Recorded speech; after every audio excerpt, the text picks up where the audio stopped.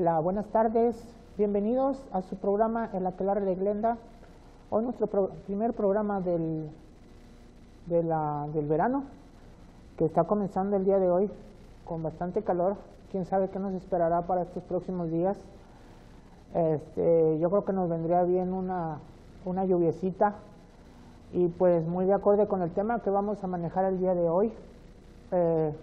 Por ahí alguna persona pues no quisiera que hubiera menos sol y a lo mejor hasta que cayera un diluvio aquí en la ciudad, aunque luego nos andemos ahogando como en la ciudad de Monterrey, ya saben, o en la Ciudad de México. Pero bueno, pues vamos a empezar aquí de inmediato con nuestro programa del Aquelarre y vamos a comenzar con nuestro tema del día de hoy, que es precisamente la historia y el mito del diluvio universal. Es la investigación que he estado realizando en estos últimos días y que ha sido un tema que me ha llamado siempre poderosamente la atención. Quienes han leído la Biblia, de seguro ustedes tienen una Biblia, a menos que sean ateos, tienen una Biblia en su casa y alguna vez la han hojeado y han leído sobre todo el libro de Génesis, que yo creo que para mí es uno de los libros más interesantes de la Biblia, no tanto del aspecto religioso, sino del aspecto histórico o parahistórico. ¿Qué quiere decir con parahistórico? Que tiene mucho para investigar sobre mitos y leyendas que se entrelazan con realidades que probablemente nos estén hablando de cosas que realmente pasaron en la Tierra hace mucho tiempo, pero que a lo largo de las épocas fueron poco a poco olvidándose o cambiándose en cuanto al lenguaje y en cuanto al manejo de las historias. Vamos a centrarnos en este caso en una parte muy específica del libro de Génesis que trata sobre la historia de Noé y el diluvio universal. Algunos arqueólogos, algunos historiadores consideran que esta historia de Noé y el diluvio universal no es más que una parábola o una historia muy bonita, pero sin ningún fundamento científico.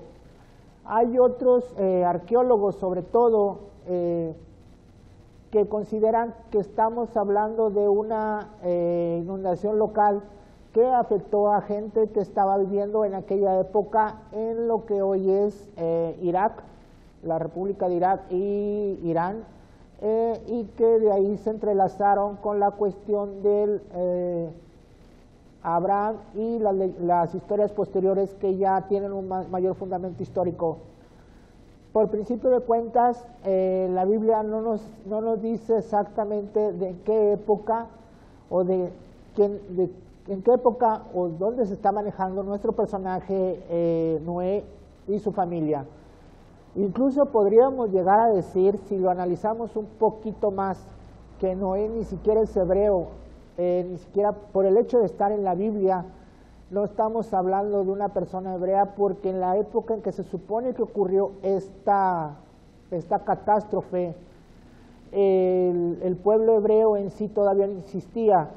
Si nos vamos a la historia más tradicional, que habla de una inundación local, estamos hablando de la gente que vivía en lo que era en aquel entonces Mesopotamia y las ciudades de Ur, Uruk, Lagash, todas esas que se encuentran en lo que es el río Éufrates, ahí en el actual Irak. ¿Ok? Bueno, ya dijimos por principio de cuentas que Noé no era hebreo, porque en aquella época los hebreos no existían, ni siquiera existía el pueblo israelita y faltaba mucho para que naciera el supuesto padre de esa nación, que es Abraham, no Noé. ¿Ok? Bueno, vamos con el segundo punto.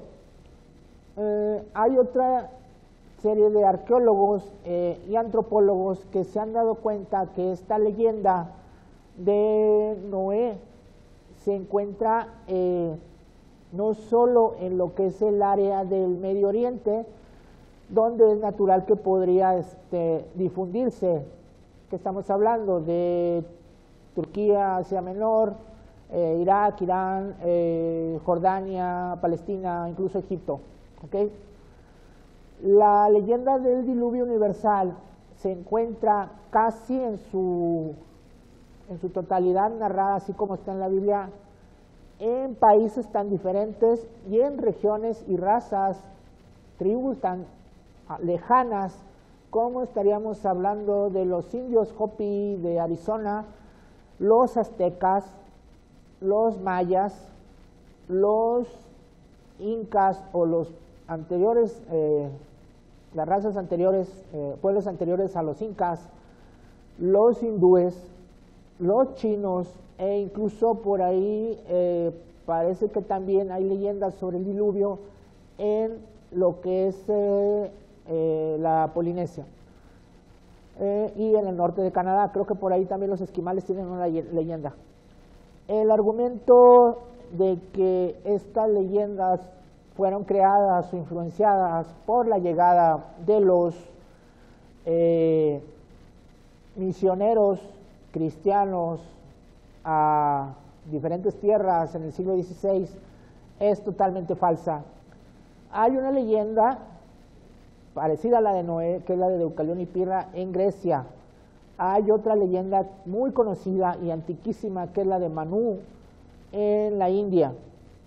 Y las leyendas de la gran inundación se encuentran entre los mayas en el Popol Vuh, que nada tiene que ver con el cristianismo, y en las tradiciones nahuas y de otras tribus de Mesoamérica y del norte de América, mucho más antiguas, e que incluso sorprendieron a los misioneros cuando llegaron aquí. La única diferencia que hay entre las leyendas del viejo continente y del nuevo es la dirección, pero todas parecen indicar una sola cosa. La gran inundación que tuvo lugar en aquella época afectó de alguna manera una tierra, la tierra de donde ellos eran originarios. No sé si se acuerdan por ahí de la Torre de Babel. Bueno, todas estas leyendas tienen un punto en común, que vinieron de un lugar que el diluvio desapareció totalmente. Todas hablan de erupciones volcánicas, pero sobre todo, más que de terremotos y erupciones, de lluvias torrenciales que cayeron sobre esa tierra y la ahogaron, la inundaron, por lo que tuvieron que emigrar. Los mayas, los aztecas, las tribus de Mesoamérica dicen que llegaron del océano Atlántico, o sea, del este, y los otros dicen que, como los egipcios, dicen que llegaron del oeste, pero todos convergen en un solo punto, que es el océano Atlántico. Si leemos la Biblia, realmente no nos está diciendo, bueno, tal vez ahí porque es un agregado posterior, pero no nos está diciendo de dónde es Noé. No lo aclara muy bien, y de hecho el nombre Noé no se oye muy hebreo o semítico, se oye un nombre muy antiguo, junto con los que ya había mencionado, como Manú, y con otros que también parecen dar cuenta de que no solo Noé, sino otros muchos grupos de alguna manera se salvaron en barcazas, en barcos, o peregrinando desde la zona de la gran inundación. Ahora, vamos a dejar un poquito la Biblia y vamos a irnos a cuestiones más científicas.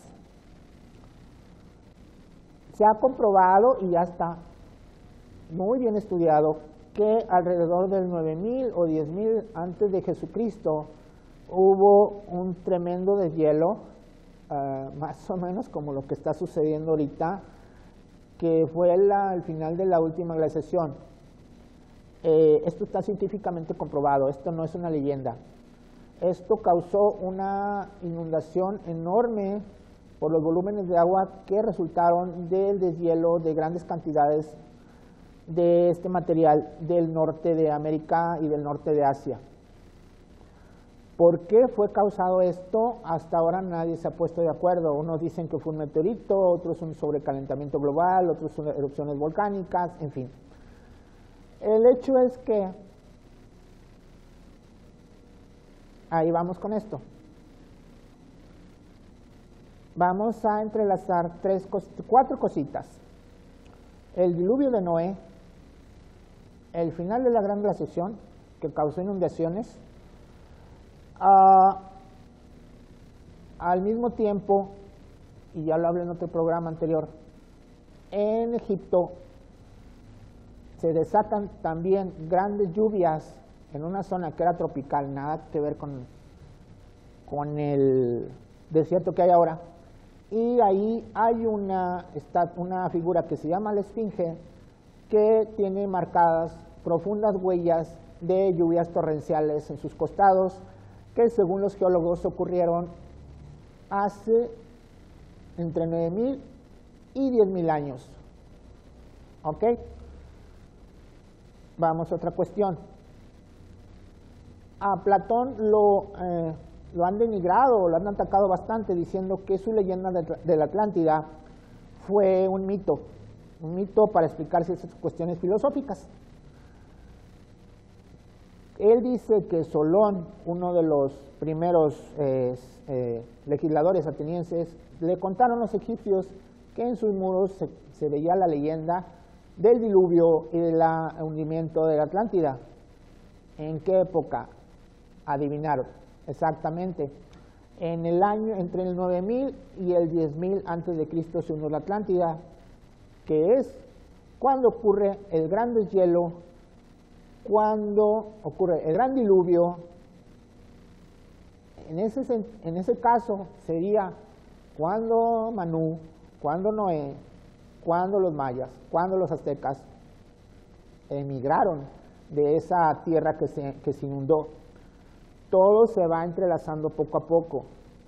Y hay otro detalle también muy importante, y ese tampoco es mito, sino que es una realidad que desde hace 100, 200, 300 años ha estado intrigando mucho a los investigadores de antropólogos y paleontólogos. En Siberia, en el norte de Siberia, se han encontrado, ustedes ya sabrán, muchos mamuts, rinocerontes, osos congelados, tan congelados que su carne todavía se puede comer. Según los estudios, estos animales quedaron congelados en un frío muy fuerte, en una tormenta espantosa ocurrida exactamente hace entre 9.000 y 10.000 años.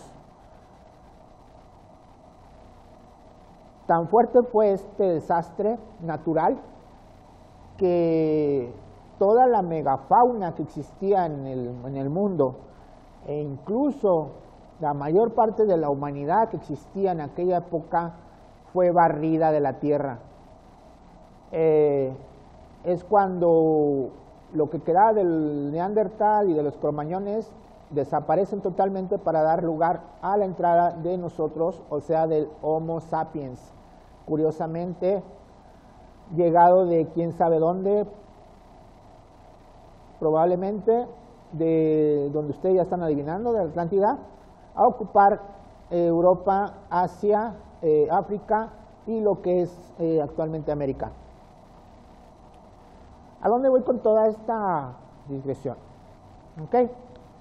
Pues resulta que entonces la leyenda de Noé y del diluvio universal no es una fantasía como nos lo han hecho creer, y que esa catástrofe realmente ocurrió y afectó a una gran civilización y a una serie de pueblos que existían en aquella época.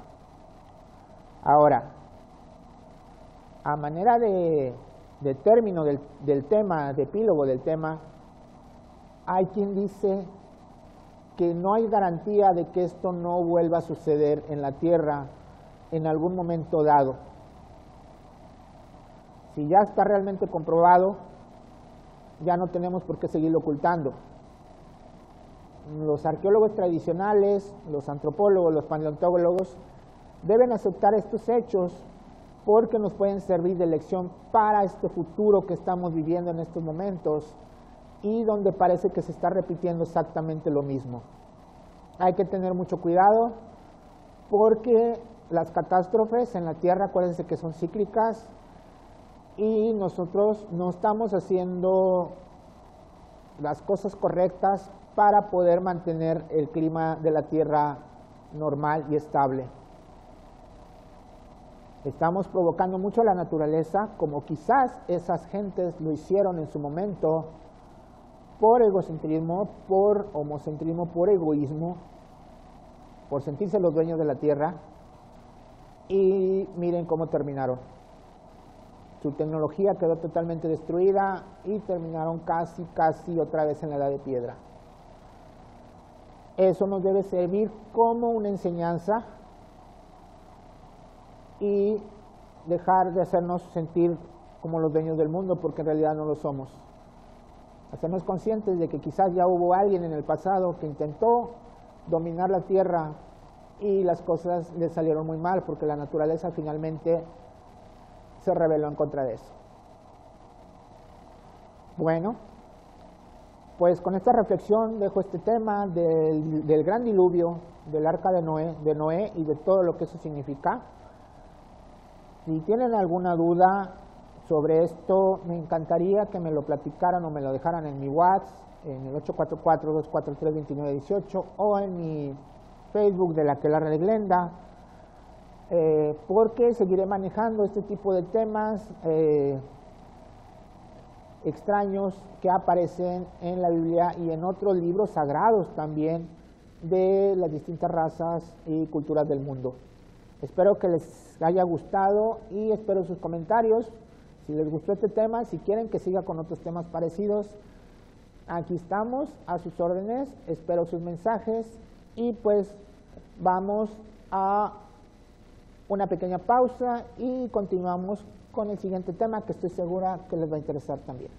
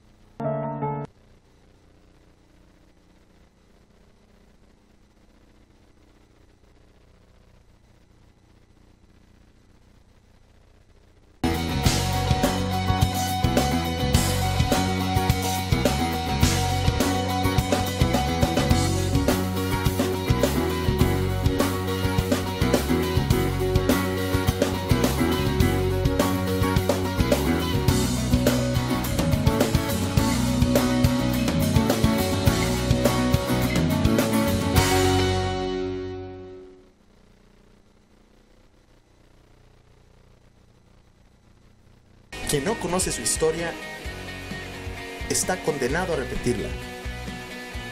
La hora de la verdad, con el pastor Billy. Todos los lunes a las 19 horas por mdsaltillo.tv.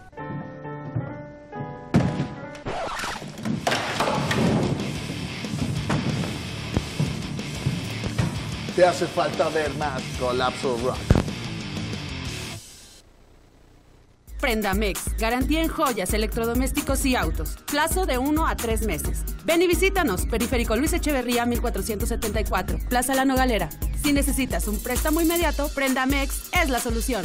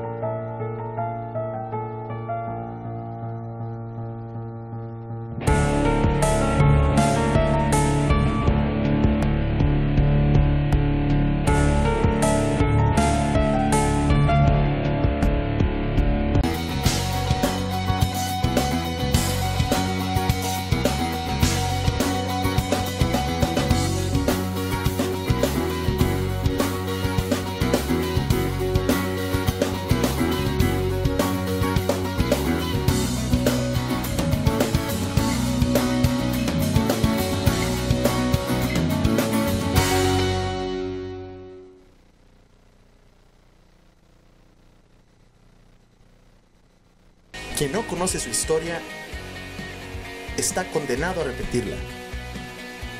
La hora de la verdad. Con el pastor Billy. Todos los lunes a las 19 horas por mdsaltillo.tv.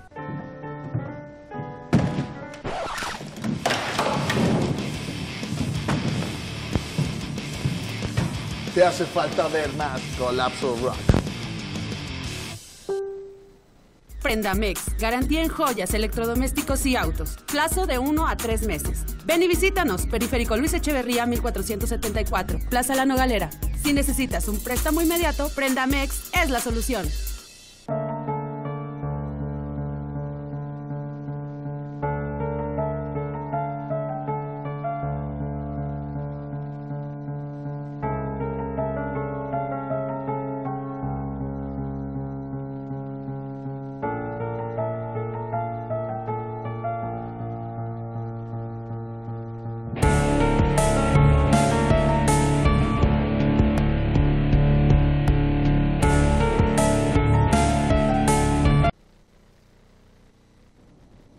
Bueno, pues vamos a continuar con nuestro programa y vamos a seguir con el segundo tema de la aquelarre. Yo creo que por ahí ya están listas las fotos, pero antes vamos a hacer una pequeña introducción. Ustedes han escuchado mucho de las teorías conspiracionistas, creo que sí lo dije bien. Estas cosas de que quién mató a Kennedy, del Área 51, de por qué se hundió el Titanic. Yo creo que entre todas esas teorías de la conspiración, una de las que más se ha estado poniendo de moda en estos últimos años, bueno, quién sabe, yo creo que no, porque yo creo que desde el momento en que se llevó a cabo, ha sido la de que el hombre nunca fue a la luna. Se han manejado muchas teorías, yo creo que la más conocida es que el famoso director Stanley Kubrick, el que dirigió precisamente en aquella época 2001 Odisea del Espacio, fue contratado por la NASA para hacer la representación del viaje a la Luna, ya que en aquel momento era una cuestión de honor y de prestigio ver quién llegaba primero al satélite, si los rusos o los norteamericanos. Se trataba de cumplir al pie de la letra lo que había prometido Kennedy en 1961, de que antes de que terminara la década, los norteamericanos iban a tener un hombre en la luna. Esto, por supuesto, significó una tremenda cantidad de dinero invertido, pero también mucha presión y mucho trabajo para poder llevar a cabo este proyecto antes de que llegara 1970.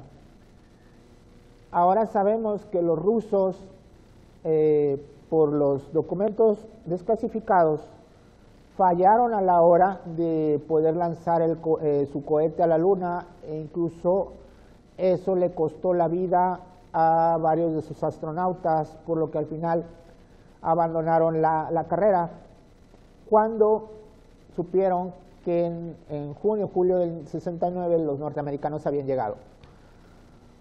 Pero realmente los norteamericanos llegaron. Hay que recordar que apenas 2 años antes, esa premura, esa prisa por llegar a la Luna les costó la vida a 3 de sus astronautas. Lo raro es que a pesar de ese accidente tan grave y de todas las fallas que había en el programa, en menos de un año todo esto se resolvió y en 2 años y medio ya estaban en la Luna, cuando el proyecto prácticamente debió haber quedado abandonado después de la muerte de esos 3 astronautas, si no me equivoco, en enero del 67, y que provocó que la llegada del hombre a la Luna no fuera en el 68, sino en el 69. ¿Ok? Se cuenta que los norteamericanos decidieron que no podían dejar, porque realmente no sabían en qué etapa se encontraban los rusos, los soviéticos, no podían dejar que les ganaran la partida, y decidieron hacer un montaje, mandando, eso sí, un cohete, el que todos vimos, el que todos vieron en la televisión ese día, pero que no llegó a la Luna, o en todo caso lo único que hizo fue orbitarla. Y es posible, yo me atrevería a decirlo, basándome en esta teoría, que el dichoso cohete no llevara absolutamente nadie, fuera totalmente vacío, por los riesgos que implicaba llevar un hombre a la Luna. Probablemente sí llegaron, pero no en aquella época ni cuando ellos dijeron. Y todas las demás misiones se llevaron a cabo en secreto o con muy poca publicidad.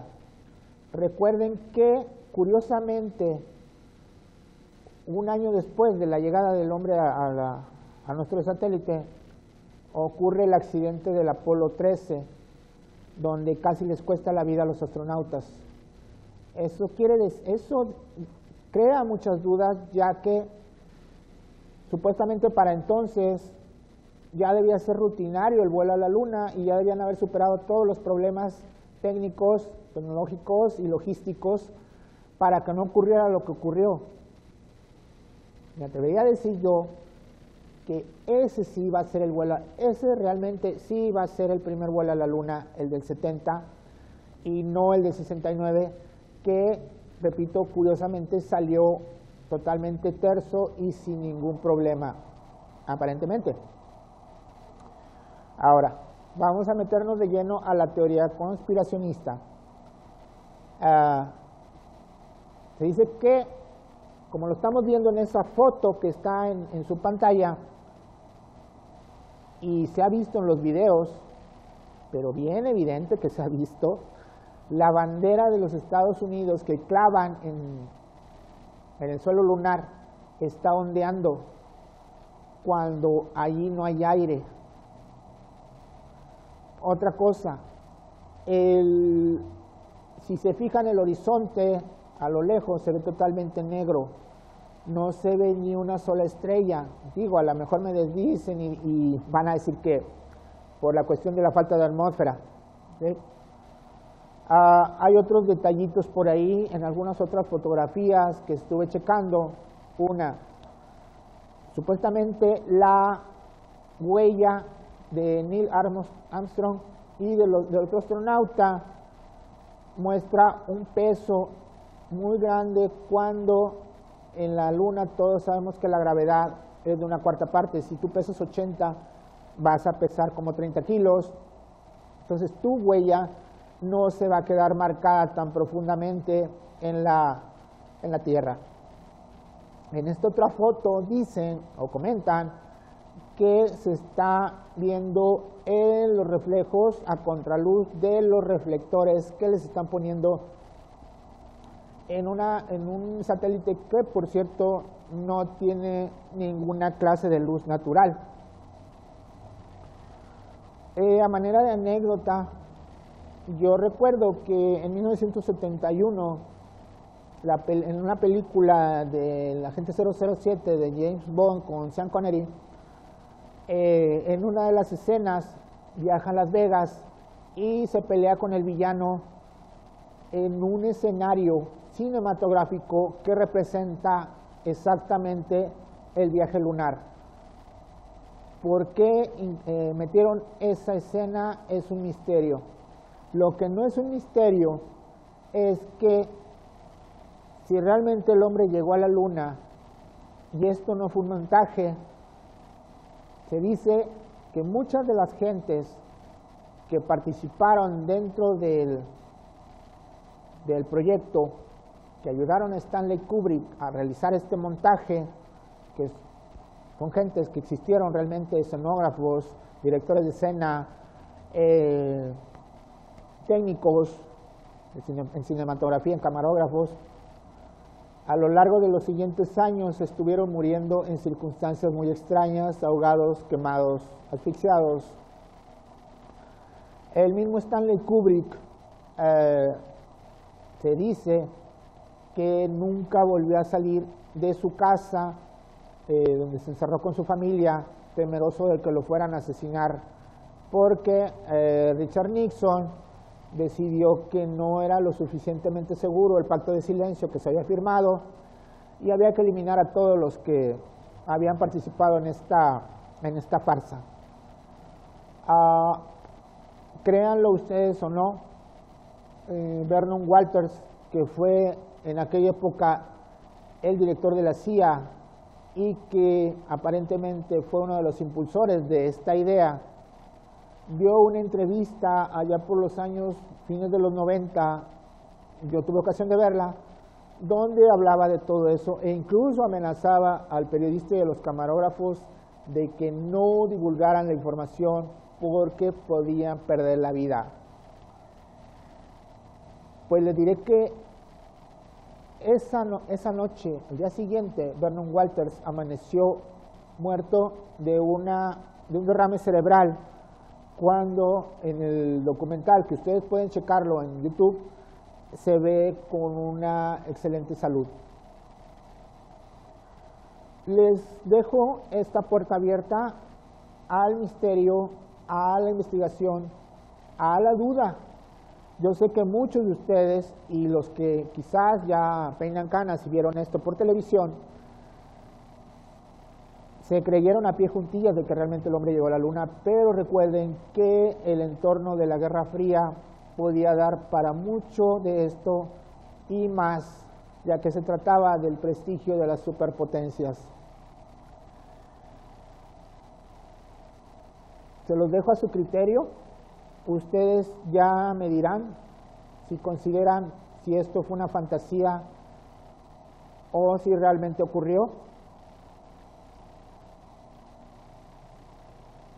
Vamos a dejarlo en el misterio y quizás no sea muy conveniente profundizar demasiado en esto. Creo que finalmente el único que lo sabía y que tenía la información sobre esto era el mismo Stanley Kubrick. Y él también, curiosamente, falleció después de haber hecho una película, creo que más ni siquiera terminó, con Nicole Kidman y Tom Cruise.